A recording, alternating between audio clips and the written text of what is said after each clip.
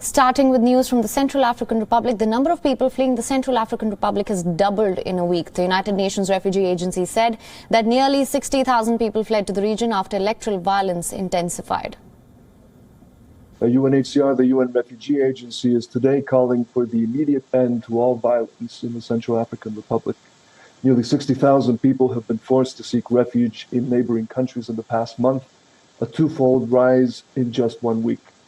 Most refugees have fled across the Ubangi River into the Democratic Republic of the Congo, DRC, where the number of arrivals topped 50,000 after 10,000 Central African refugees arrived in a single day on the 13th of January.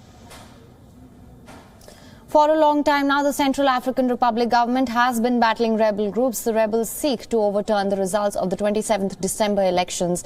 The polls took place last year, in which President Faustin Touadera was declared victorious. Despite election fraud claims, the rebel groups first moved to the capital region of Bangui on 13th of January, and on the same day, nearly 10,000 people fled the region and went to the Democratic Republic of Congo.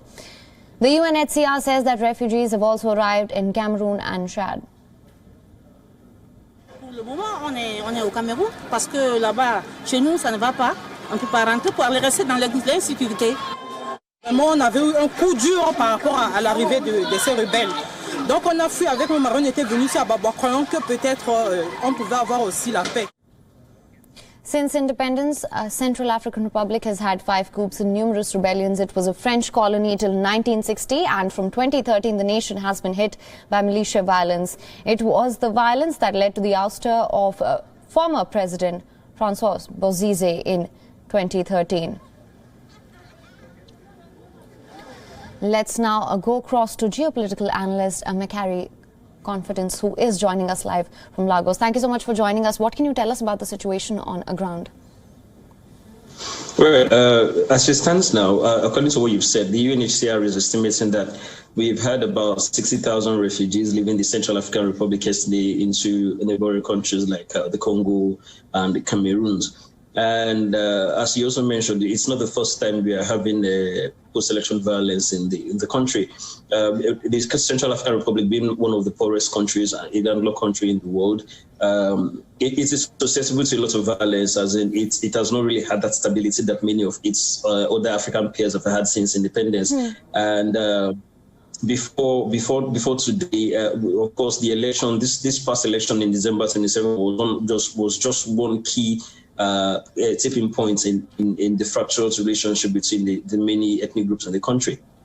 All right. Also, as we mentioned, rebels here seek to overturn the results of the 27th December elections. What can we expect on that front? Well, the Constitutional Court is set to rule on January 19th, largely because the Electoral Commission has said President Touadera won with about 54% of the votes, and being the fact that the capital, Bangui, is the only place that the president controls, the certification of the president's victory is all but certain. The important thing to note is that there are lots of international backers, especially Russia, which backs President Touadera. And so any advance to the capital in order to overturn the election results is most likely to end in failure. And as it stands now, it is important to also note that rebel advances to the capital have been beaten back in the past few days, mostly because of international help. After January 19th, I do not necessarily see that anything is going to change. And it is also important to state that the opposition boycotted the election. And of course, it is also one key thing to look at, especially as the Constitutional Court will be sitting on January 19th, the opposition boycott of the election, because according to the opposition, only 34%, they only experience about 34% of voting turnout, but the Electoral Commission is claiming up to 76%. If African politics is anything to go by, the incidences of Constitutional Court overturning in the incumbent's victory is almost non-existent. The only place we've seen that in the most recent election is in Malawi sometime last year, which is just one in about 100 cases. Okay, and also what do you think is the way forward now to restore peace in the region? Well, first of all, the international actors, I'm talking about Russia, France, and every other people involved in backing different sides to the conflict, will have to come together in conjunction with not just the United Nations, but the regional bodies that are also players in the country. Cameroon is also another important player because it hosts a lot of Central African Republic refugees. And apart from that, peace talks need to be activated because the armistice that both sides, both the Seleka and the anti-Balaka rebels came to agreement with in the past few years was not necessarily an armistice to order to give room for disarmament. And so when you have President Touadera trying to ensure disarmament on his own, it is definitely going to fail because the lack of trust is already there.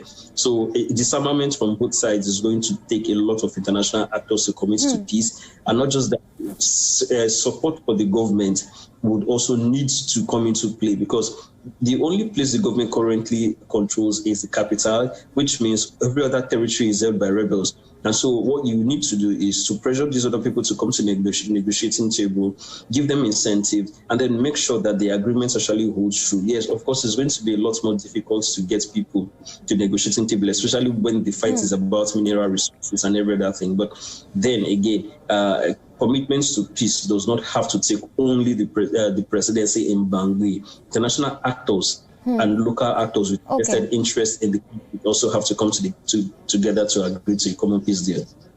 All right, Mr. Macquarie Conference, thank you so much for joining us with all those details.